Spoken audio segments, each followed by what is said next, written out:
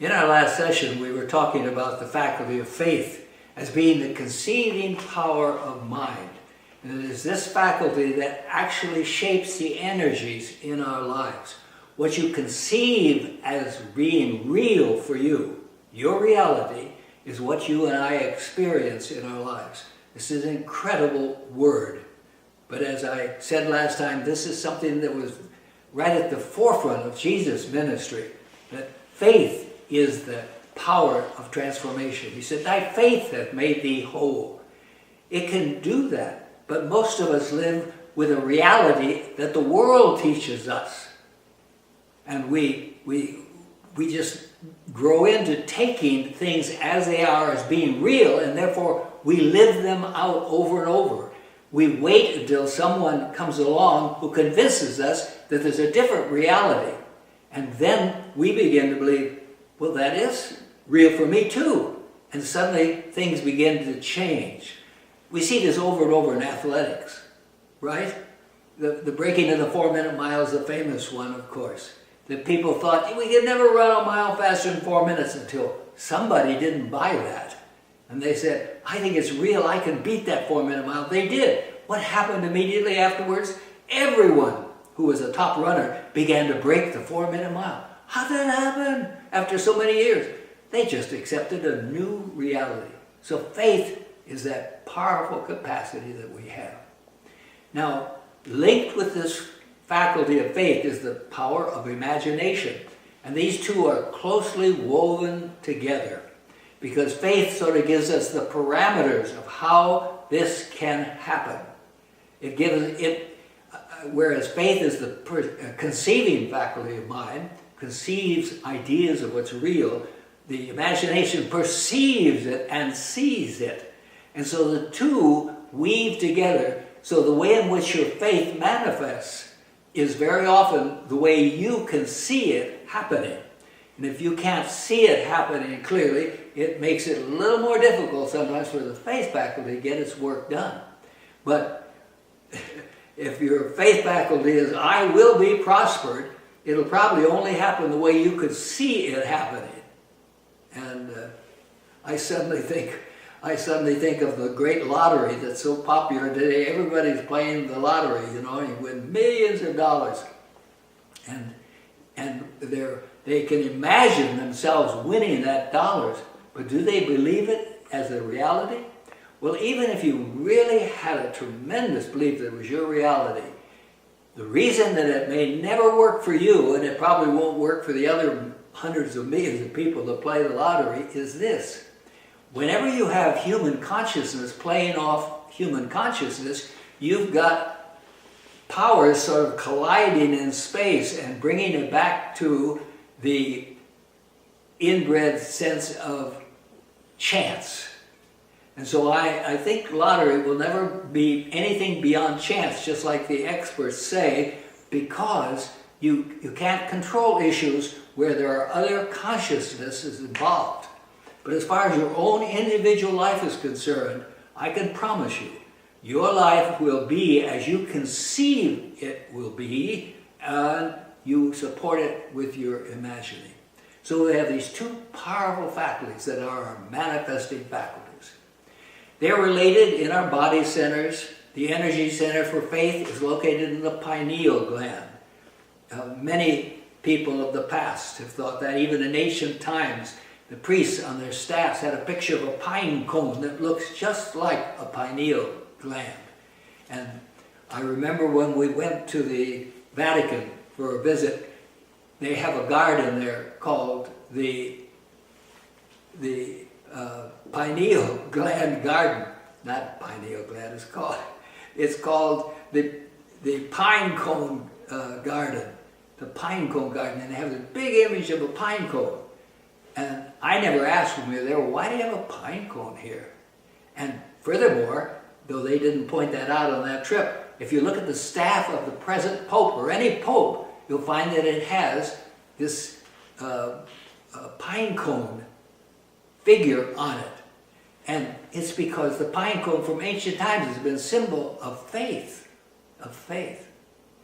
So we tend to put the center of faith in the pine cone, which is in the pineal gland, which is located in the center back portion of the brain.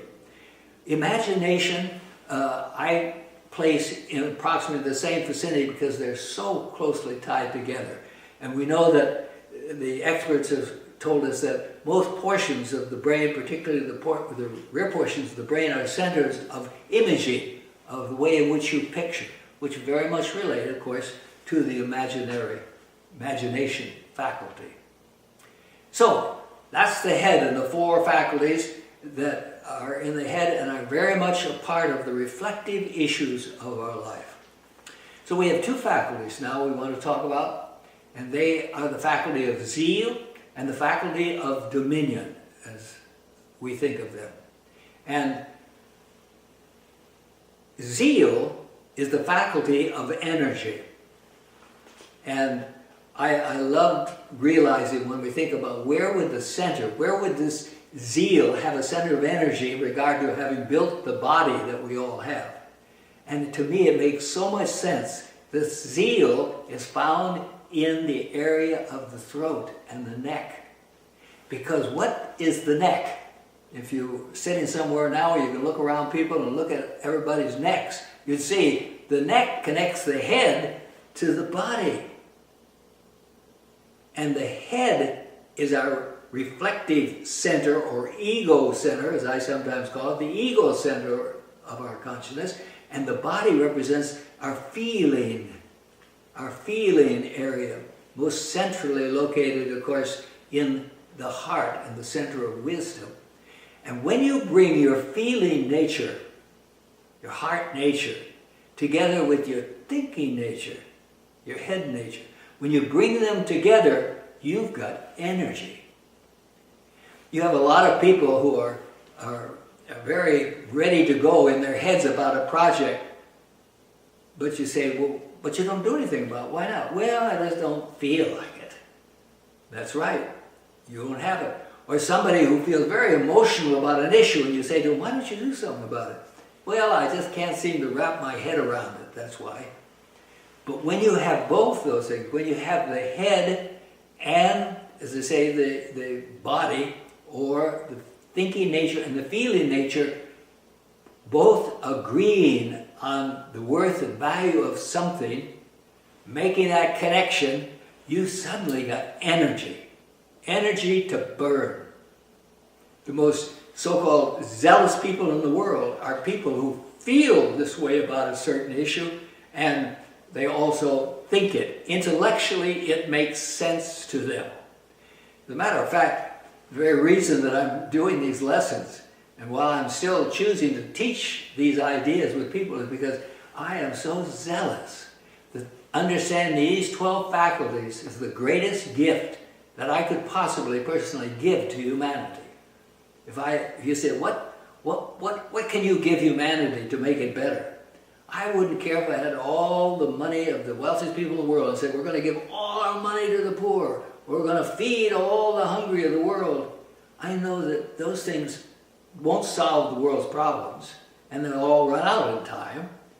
But the one thing that I could give them that could change their life completely is to understand how God has made them, and that they have these 12 faculties of mind, and that they have the capacity to be in charge of their manifest lives, to make communion through the heart, through wisdom, by making their contact with God, by loving God with all their heart, soul, and mind. I know that this is an incredibly important gift, and so I'm zealous about it. However, like in all the faculties, there is the dyad. There is the other backup faculty that's important to the faculty of zeal. When you find yourself moved so strongly by head and body activity and action, it is important that the dominion faculty is brought to bear, which is your ability to take charge, to be in control, because we have to learn to control our zeal. There's a biblical word about that. Thy zeal has eaten, I can't quote it exactly, but it says zeal can destroy you. your zeal can destroy you in so many ways. Your zeal can burn your body energy.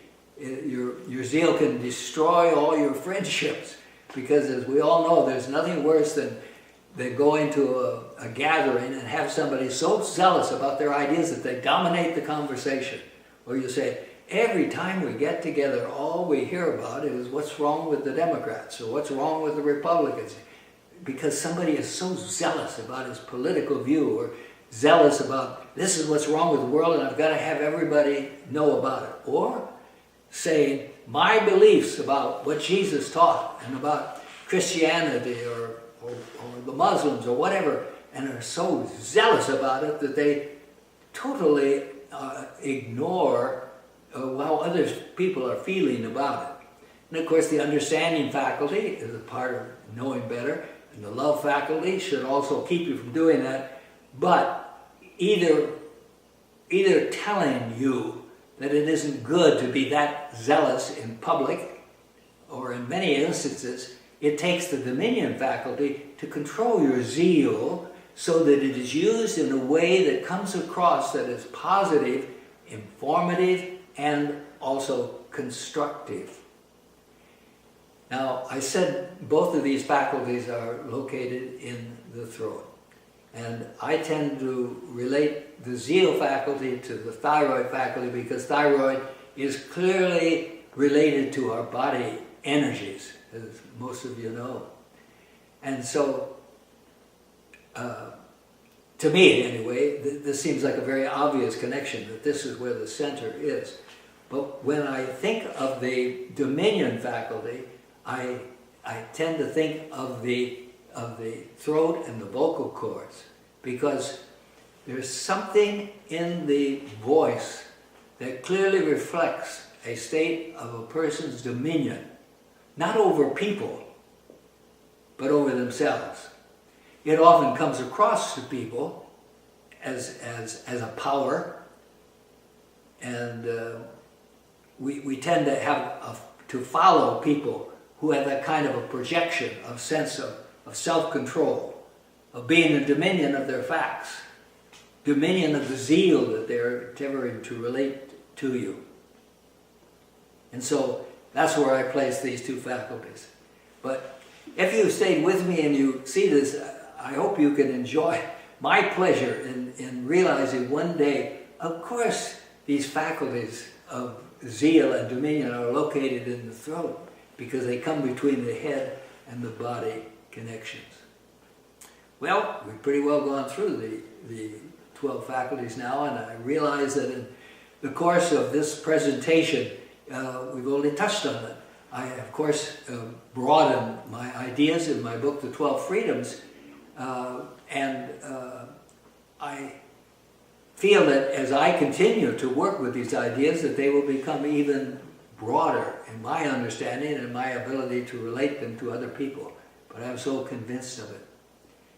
In closing, I just want to say one word, and that is that this study can be very helpful to people in trying to understand some of the problems they are having in their body challenges. I mentioned earlier that in that one experiment I had with my staff of determining who were dominant people, that it showed up in the ones who were most controlling. I don't mean dominant, controlling people. It showed up as arthritis centered in their hands, which are the executive faculties, where you reach out and you take control of things. And so I would just like to say that one can use this understanding of the faculties to sometimes get an insight as to what is causing you to have a health problem in your life. I know that in some of our work that we've done with something like cancer, which is one of our major problems, it is people who are feeling like they are unworthy. They're really unworthy, and they give their power to that sense of unworthiness, and it begins to close down upon us in the forms that it can take in that particular expression of illness. There are many different examples of this in our body temples, but while I have found it helpful in my counseling sometimes to be guided to direct people in recognizing what their illness is, I want to say you can't always be sure in such a direct connection, because consciousness is a collage. I've mentioned this many times. We have 12 faculties, they're working all the time, and there's such a mixture of in which those ways those faculties can express themselves that we have to be very careful in making just simple analogies. Because somebody has a certain illness, that means for sure that their problem is such and such an abuse of a certain faculty. So it's just sometimes a guide, but the best way to get the sense of what it is we need to change in consciousness to get our healing is to go directly to the Spirit and to meditate and to draw from that all-knowingness of Spirit. And Spirit can reveal to us that which we need to know. Well, I bless you, my friends, and give thanks that all that we've shared can be a positive contribution to your life and to your soul's unfoldment. I can only assure you, as you continue in the study, the best is yet to be for you.